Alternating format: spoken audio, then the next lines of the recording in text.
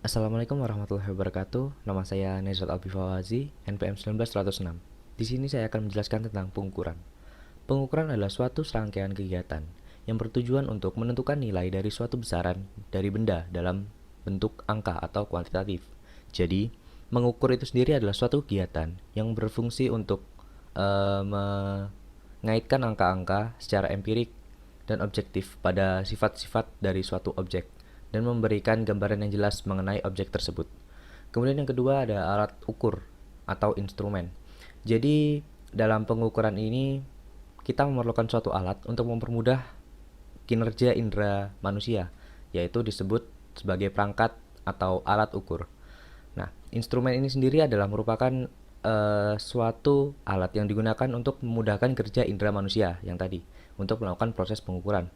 Dan kemudian ada instrumentasi. Instrumentasi ini adalah bidang ilmu dan teknologi yang mencakup perencanaan, pembuatan, dan penggunaan dari instrumen itu sendiri.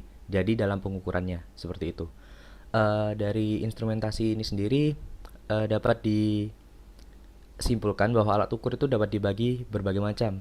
Di antaranya ada alat ukur dimensi, alat ukur massa, alat ukur mekanik, dan juga alat ukur listrik. Kemudian saya akan menjelaskan tentang alat ukur dimensi. Alat ukur dimensi bisa dibagi menjadi beberapa jenis juga. Contohnya yang pertama ada mistar geser uh, atau biasa disebut dengan jangka sorong. Jadi mistar geser ini itu dapat digunakan untuk mengukur berbagai macam dimensi dari benda dalam satuan milimeter. Jadi mistar geser ini konstruksinya itu terdiri dari bagian tetap dan juga bagian yang dapat bergerak ke kanan dan juga ke kiri. Nah, untuk skala mistar geser ini sendiri dilengkapi dengan skala Nonius. Jadi dapat meningkatkan tingkat ketelitian seperti itu. Dan umumnya pada mistar geser ini memiliki tingkat ketelitian itu dari 0,1, 0,05 dan bahkan 0,02. Nah, seperti itu. Kemudian ada bagian-bagian dari jangka sorong manual. Itu ada rahang tetap atas, rahang sorong atas, ada tombol kunci juga. Kemudian ada skala utama, seperti itu. Jadi fungsi lain dari Mister Geser ini sendiri selain dapat mengukur ketebalan, juga dia dapat mengukur kedalaman dari suatu benda seperti itu dengan menggunakan tangkai ukur kedalaman seperti itu.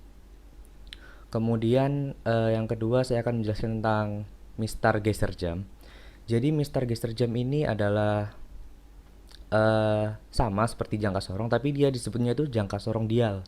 Jadi Mister Geser Jam ini itu dapat digunakan untuk mengukur diameter dalam. Jadi sebagai alat lain dari Mister Geser seperti itu. Nah, Mister Geser Jam ini juga dapat digunakan untuk mengukur diameter luar, kedalaman, lebar celah, tebal dan juga panjang dari benda. Dan sesuai dengan konstruksinya itu Mister Geser Jam ini uh, dilengkapi skala seperti berbentuk jam, jadi berbentuk lingkaran seperti itu. Dan bertujuan untuk meningkatkan tingkat ketelitian seperti halnya skala Nonius yang terdapat pada jangka sorong tadi yang pertama. Nah, bagian-bagian dari jangka sorong dial ini tidak berbeda jauh dari jangka sorong yang tadi saya sebutkan, tetapi dia ditambahi dengan adanya dial. Jadi dial ini semacam seperti jam tangan, jadi berbentuk lingkaran dan ada angka-angka skalanya seperti itu. Kemudian yang terakhir akan saya jelaskan adalah mikrometer. Jadi mikrometer ini merupakan alat ukur salah satu alat ukur dengan presisi yang memakai petunjuk berskala sesuai standar dari industri seperti itu. Mikrometer ini bekerja dengan prinsipnya itu mengubah gerakan rotasi menjadi gerakan translasi. Jadi dari gerakan berputar itu diubah menjadi gerakan bergeser dari kanan atau kiri. Nah, untuk tingkat ketelitian dari mikrometer ini sendiri hampir sama dengan jangka sorong. Jadi dia memiliki tingkat ketelitian yang sebenarnya lebih tinggi. Jadi seperti 0,01 mili, 0,005 mili dan juga 0,001 mili. Nah, pada skala di mikrometer ini dibuat pada kedua bagian dari mikrometer, yaitu yang pertama pada silinder tetapnya yang dinamakan skala tetap dan juga yang kedua itu ada sarungnya atau silinder yang dapat berputarnya, dinamakan skala putar. Nah, seperti itu. Jadi eh, bagian-bagiannya itu ada poros tetap, tempat untuk pengunci dari bendanya itu sendiri. Kemudian ada poros geser. Poros geser ini yang berfungsi untuk menyesuaikan ketebalan benda atau panjang benda yang akan diukur. Kemudian ada pengunci, ada frame juga yang menghubungkan antara poros tetap dan juga poros geser. Kemudian ada skala utama, ada skala nonius untuk tingkat ketelitian yang lebih tinggi. Kemudian ada pemutar dan juga ada rehead. Seperti itu tuh. Sekian dari saya. Terima kasih. Assalamualaikum warahmatullahi wabarakatuh. Perkenalkan, nama saya Salman Nugroho dari NPM 190-320-188. Di sini saya akan menjelaskan tentang satuan dalam pengukuran. Satuan dasar adalah satuan pengukuran sebuah besaran dasar pada sebuah sistem besaran fisik. Definisi dan realisasi dari setiap satuan dasar dapat berubah dengan adanya penelitian kemetrologian yang dapat menemukan kemungkinan tercapainya definisi dan realisasi yang lebih akurat dari besaran fisik tersebut. Ilmu pengetahuan dan teknik menggunakan dua jenis satuan, yaitu satuan dasar dan satuan turunan. Satuan dasar dalam mekanika terdiri dari panjang, massa, waktu. Biasa disebut dengan satuan dasar utama. Dalam beberapa besaran fisik tertentu pada ilmu thermal, listrik, dan penerapannya justru dinyatakan dengan satuan dasar. Arus listrik, temperatur, dan intensitas cahaya disebut dengan satuan dasar tambahan. Sistem satuan dasar tersebut selanjutnya dikenal sebagai sistem internasional yang disebut dengan sistem SI. Sistem ini memuat 6 satuan dasar seperti gambar berikut. Yang pertama ada panjang, simbol besarannya L, satuannya meter, sementara simbol satuannya M. Kedua massa, simbol besarannya M, kecil, satuannya kilogram, simbol satuannya kg. Yang ketiga ada waktu, simbol besarannya T kecil, satuannya detik, serta simbol satuannya S. Yang keempat ada kuat arus, simbol besarannya I besar, satuannya ampere, kemudian simbol satuannya A besar. Yang kelima ada temperatur, simbol besarannya T besar, satuannya Kelvin, dan simbol satuannya K besar. Yang keenam ada kuat cahaya, simbol besarannya LV, satuannya kandela, simbol satuannya CD kecil. Yang ketujuh ada jumlah molekul, simbol besarannya mol, satuannya mol, sementara simbol satuannya N. Kemudian ada satuan turunan. Satuan turunan adalah sebuah satuan pengukuran dan sebuah besaran turunan dalam sebuah sistem besaran. Yang pertama ada percepatan, lambang dimensinya dimensi L dikali dimensi T pangkat min 1. Yang kedua ada kecepatan, yaitu dimensi L dikali dimensi T pangkat min 2. Yang ketiga ada gaya, lambang dimensinya M besar kali dimensi L besar dikali dimensi T besar pangkat min 2. Yang keempat ada luas, lambang dimensinya dimensi L kuadrat. Yang kelima ada volume, yaitu dimensi L pangkat 3. Yang keenam ada massa jenis, dimensinya dimensi M besar dikali dimensi L besar pangkat min 3. Yang ketujuh ada tekanan, yaitu dimensi M besar dikali dimensi L besar pangkat min 1 dikali dimensi T besar pangkat min 2. Yang kedelapan ada usaha, yaitu dimensi M besar dikali dimensi L besar kuadrat dikali dimensi T besar pangkat min 2. Terima kasih. Assalamualaikum warahmatullahi wabarakatuh. Nama saya Femi Ramadalomantia, NPM 190320101102. Saya akan menjelaskan tentang pengertian mesin Frais dan bagian-bagian mesin Frais. Nah, pengertian dari mesin Frais. Mesin Frais adalah mesin perkakas yang dalam proses kerja pemotongannya dengan menyayat atau memakan benda kerja dengan menggunakan alat potong bermata banyak dan berputar. Nah, pisau dari mesin Frais itu diletakkan pada sumbu atau arbor mesin yang didukung dengan alat pendukung lainnya. Bagian-bagian dari mesin Frais. Nah, mesin Frais itu terdiri dari 8 bagian. Yang pertama itu di spindle utama. Spindle utama merupakan bagian terpenting dari mesin Frais yang digunakan sebagai tempat alat mencekam alat potong.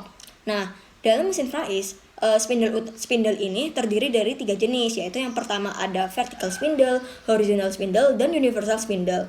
Nah, yang keduanya ada meja. Meja merupakan alat untuk meletakkannya benda kerja. Nah, meja sendiri dibedakan menjadi 3 jenis, yaitu ada fixed table, swivel table, dan compound table. Nah, yang ketiga ada motor drive. Motor drive ini merupakan bagian yang digunakan untuk menggerakkan bagian-bagian mesin lainnya, seperti spindle, meja, dan cooling. Nah, pada mesin fry sendiri setidaknya terdapat 3 motor. Nah, yang pertama itu ada motor spindle utama, yang kedua itu ada motor pendingin, dan yang ketiga itu ada motor gerakan pemakan. Dan yang keempat ini ada namanya transmisi. Transmisi ini merupakan bagian mesin fries yang berfungsi untuk menghubungkan alat motor penggerak dengan alat yang digerakkannya. Dan yang kelima itu ada keni. Keni itu merupakan bagian mesin untuk menopang atau menahan meja mesin. Nah, yang keenam ini ada tiang. Tiang ini merupakan badan dari mesin fries yang digunakan untuk tempat menempelnya mesin fries, bagian-bagian mesin fries lainnya.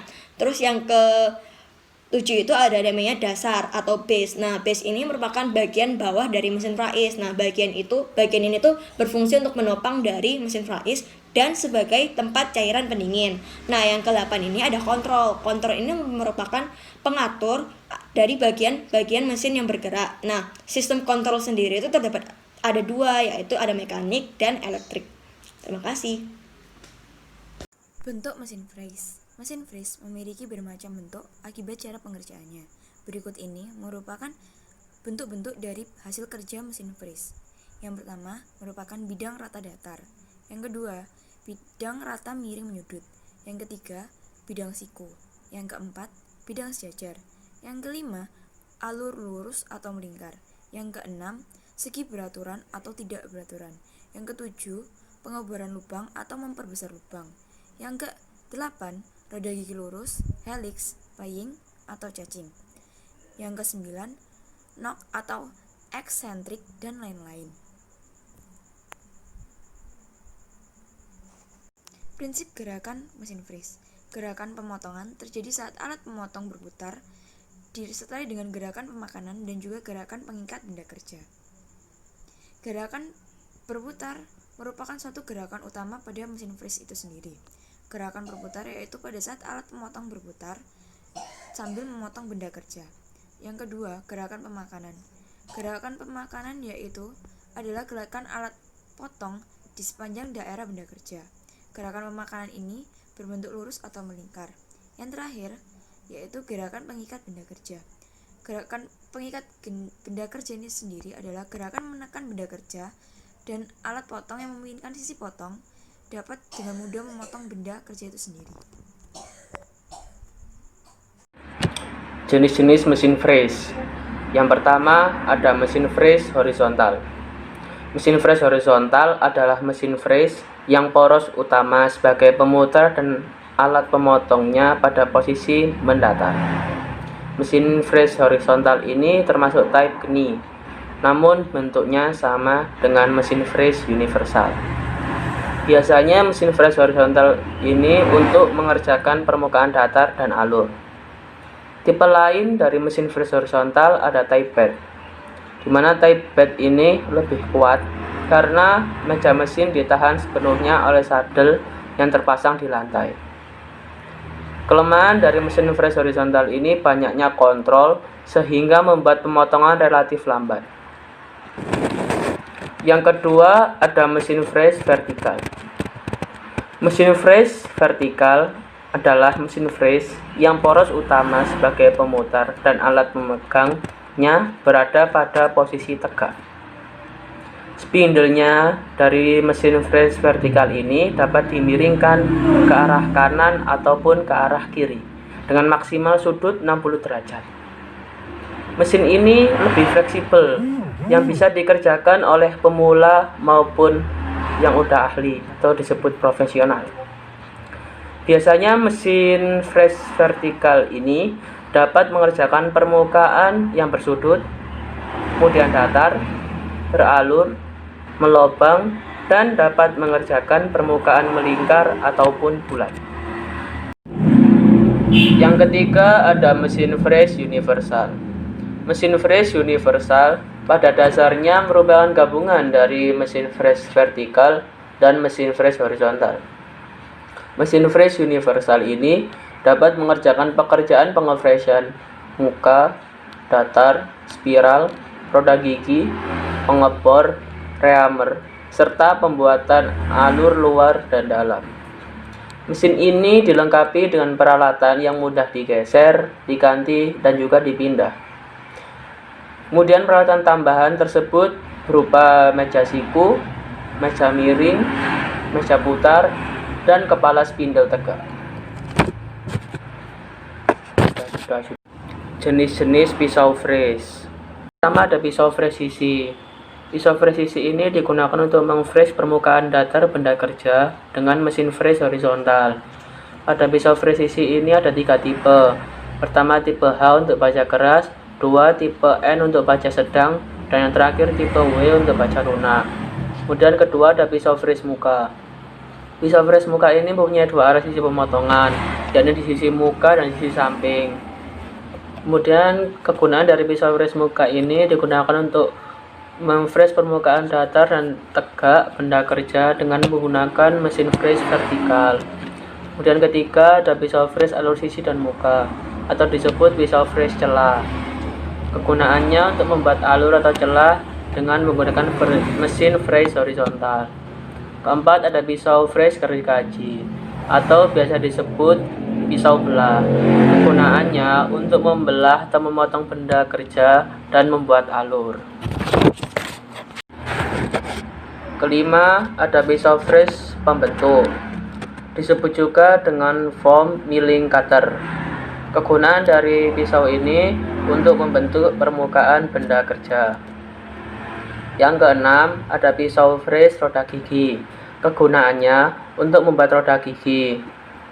Pisau freeze roda gigi ini ada 2 jenis ukuran. Yang pertama sistem modul untuk ukuran milimeter, dan kedua ada sistem DP atau diameter pitch untuk ukuran inci. Selanjutnya ada pisau freeze sudut. Kegunaannya untuk membuat permukaan bersudut. Pisau freeze sudut ini ada 2 macam, yaitu pisau freeze bersudut tunggal dan bersudut ganda. Selanjutnya ada pisau freeze jari, disebut juga dengan end mill cutter. Kegunaannya yang pertama digunakan untuk membuat alur, yang kedua untuk pembesaran lubang, dan ketiga untuk pembuatan permukaan bertingkat. Nah, mata pisau pada pisau freeze jari ini berada pada bagian muka dan bagian samping. Yang terakhir ada pisau freeze alur T dan alur bersudut. Mata pemotong pada pisau ini berada pada bagian muka, bagian belakang, dan bagian samping. Kegunaan dari pisau ini untuk membuat alur berbentuk sudut.